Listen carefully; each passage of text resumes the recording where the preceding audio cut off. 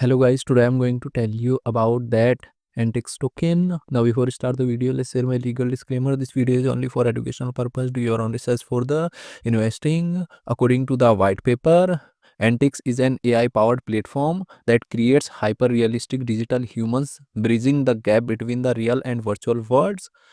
By combining AAA level cinematic quality with advanced generative AI, Antix enables users, brands, and creators to produce, customize, and monetize lifelike content at scale, transforming digital engagement into an intelligent, automated, and profitable experience. Antix allows anyone to turn a single photo into a digital twin capable of realistic facial expression, speech, and movement.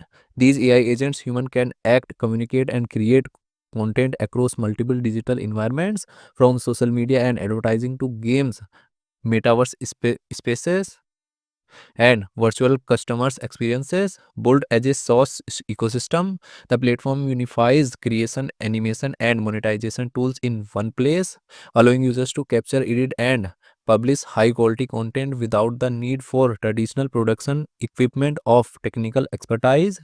Antix token total supply is 1 billion and circulating supply is not showing yet. Antix token is listed on mexxt.com and other exchanges.